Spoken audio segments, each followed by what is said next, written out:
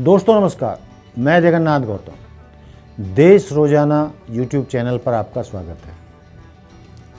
दोस्तों, पूरे देश में इस समय राजनीतिक सरगर्मियां प्रतिदिन तेज से तेज होती चली जा रही हैं। हर नेता राजनीति में दौरे लगा रहा है, अपनी अपनी पार्टी के लिए, अपनी अपनी सीट के लिए सब दौरे कर रहे हैं।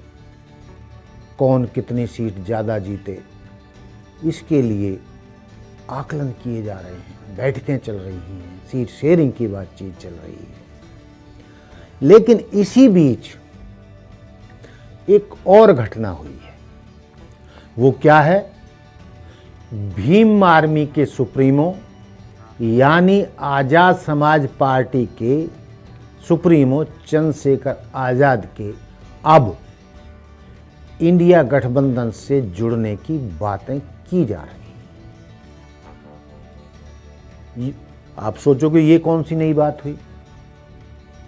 कोई भी जुड़ सकता है, कोई भी हिस्सा बन सकता है। लेकिन दोस्तों, ये इतनी सी बात नहीं है। आपको ध्यान होगा कि जब छत्तीसगढ़, मध्य प्रदेश और राजस्थान के चुनाव हुए थे तो बसपा और आज़ाद समाज पार्टी यानी चंद्रशेखर आज़ाद की भीम आर्मी, जिसके जो राजनीतिक विंग है वो आज़ाद समाज पार्टी है, दोनों ने अलग अलग चुनाव लड़ा था। और अलग अलग चुनाव लड़ने से हुआ क्या कि तीनों राज्यों में दलितों, आदिवासियों, मुस्लिम और बहुजन समाज के वोटों का बंटवारा हुआ और उसका खामियाजा आज़ाद समाज पार्टी और बसपा को भुगतना पड़ा।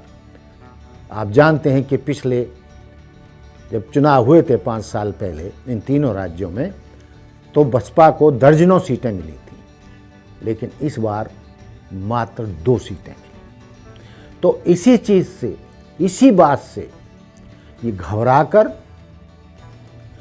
या कि दलितों के, बहुजनों के वोट ना बटें, इस बात के लिए प्रयास शुरू हो गए थे कि चंद्रशेखर आज़ाद और मायावती मिलकर चुनाव लड़ेंगे, जिससे कि बहुजनों का, दलितों का वोट का बंटवारा ना हो और दोनों को नुकसान ना उठाना पड़े। इसके लिए दोनों पार्टियों के नेताओं के बीच बातचीत भी शुरू हो गई थी और उस बातचीत के प्रमाण भी थे।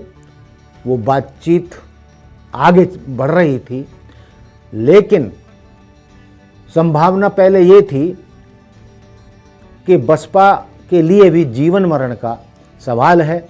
जिस तरीके से पिछले विधानसभा चुनावों में बसपा की दुर्गति हुई, तो उसको मद्देनज़र रखते हुए कि वो अकेले चुनाव लड़ी थी, 1 सीट जीत पाई, तो कहीं ऐसी ही दुर्गति इन लोकसभा चुनाव में भी ना हो। तो इसलिए चंद्रशेखर आज़ाद और मायावती ने मिलकर चुनाव लड़ने की बात की थी या चल रही थी। लेकिन दोस्तों, अब खबर आई है कि ये बातचीत अभी तक सिरे नहीं चढ़ी है। हालांकि भीम आर्मी के सपोर्टर्स का ये कहना है कि हम हर कीमत पर मायावती जी के साथ मिलकर चुनाव लड़ना चाहते हैं।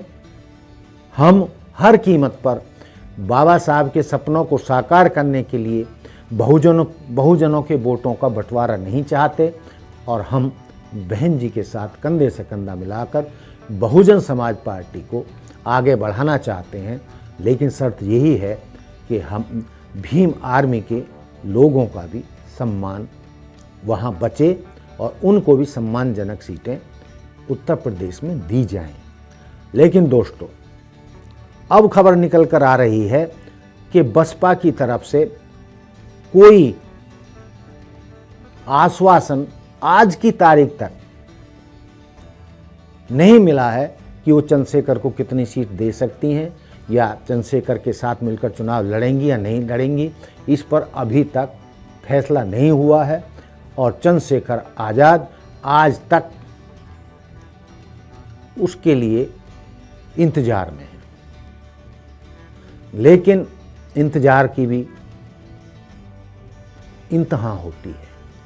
अब कहा जा रहा है कि इंडिया गठबंधन चूंकि मायावती जी को अभी तक अपने साथ लाने में असफल रहा है और उन्होंने खुद 15 जनवरी को अपने जन्मदिवस के अवसर पर अकेले चुनाव लड़ने की घोषणा की है, तो इसलिए हालांकि प्रयास तो उनके मायावती जी को अब भी लाने के बताए जा रहे हैं कि चुनाव से पहले पहले तक उनके प्रयास रहेंगे कि हर कीमत पर मायावती जी को इंडिया गठबंधन से जोड़ा जाए, लेकिन अभी तक चूंकि वो नहीं जुड़ी हैं तो अब उनकी बातचीत चंद्रशेखर आज़ाद से हो रही है। अब चंद्रशेखर आज़ाद को इंडिया गठबंधन से जोड़ने की बातचीत की जा रही है और जो हमारे सूत्र बता रहे हैं उसके तहत ये कहा जा रहा है कि चंद्रशेखर आज़ाद ने ये कहा है कि अभी उनका अंतिम फैसला बहन जी के साथ नहीं हुआ है,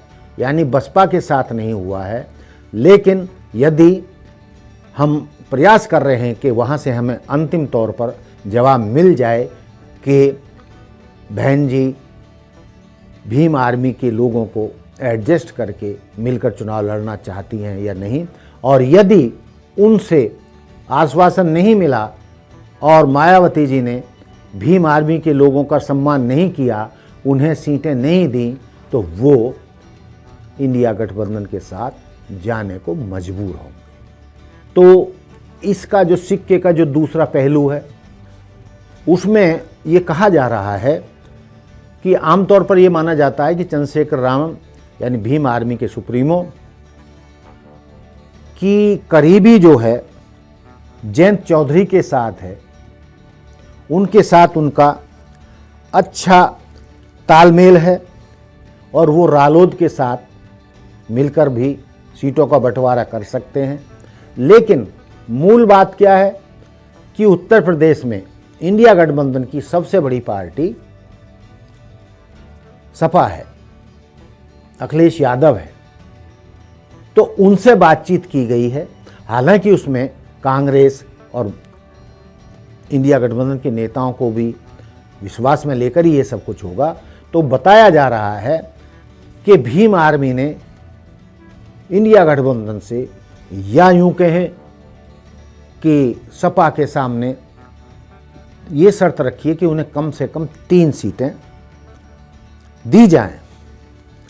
उनको 3 सीटें दी जाती हैं तो वो इंडिया गठबंधन का हिस्सा बन सकते हैं। जो हमारे सूत्र कह रहे हैं तो उसमें चंद्रशेखर रावण ने 3 सीटें जो मांगी हैं उनमें नगीना से वो खुद चुनाव लड़ना चाहते हैं, दूसरी सीट आगरा की चाहते हैं और तीसरी लालगंज पूर्वांचल की सीट है। वो 80 में से 3 सीट भीम आर्मी के खाते में चाहते हैं।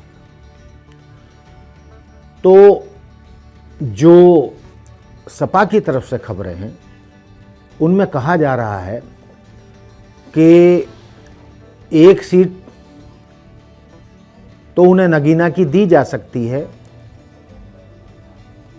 3 सीटें तो मुश्किल होंगी, ज़्यादा से ज़्यादा उन्हें नगीना और आगरा की सीट पर विचार किया जा सकता है। इसका मतलब ये हुआ कि उन्हें यानी भीम आर्मी को, आज़ाद समाज पार्टी को 2-3 सीटें दी जा सकती हैं, जिससे होगा क्या कि दलितों का एक अच्छा खासा हिस्सा इंडिया से जुड़ जाएगा। और यदि बसपा इंडिया गठबंधन का सहारा का हिस्सा नहीं बनती है तो चंद्रशेखर को इंडिया गठबंधन का हिस्सा बनाकर उस कमी को पूरा करने का प्रयास किया जाएगा। और दोस्तों, जो हमारे सूत्र कह रहे हैं उनका दावा है कि इंडिया गठबंधन के साथ चंद्रशेखर रावण का भीम आर्मी का समझौता और सीटों पर सीट शेयरिंग का मामला फरवरी के 1st वीक में सुलझा लिया जाएगा और 1st वीक में ही वो इंडिया गठबंधन का हिस्सा बन जाएंगे। लेकिन साथ ही भीम आर्मी के लोग जो ये समय ले रहे हैं वो इसलिए कि वो अंतिम रूप से मायावती जी के साथ ये फैसला कर लेना चाहते हैं कि वो उनको अपने साथ रखना चाहती हैं या नहीं। आज़ाद समाज पार्टी को बहुजन समाज पार्टी के साथ चुनावी गठबंधन करके चुनाव लड़ना चाहती हैं या नहीं, क्योंकि वो ये आरोप नहीं अपने ऊपर लेना चाहते चंद्रशेखर कि हमने बहुजनों के वोटों को या दलितों के वोटों को बांटने का काम किया और मायावती जी से अलग चुनाव लड़ा।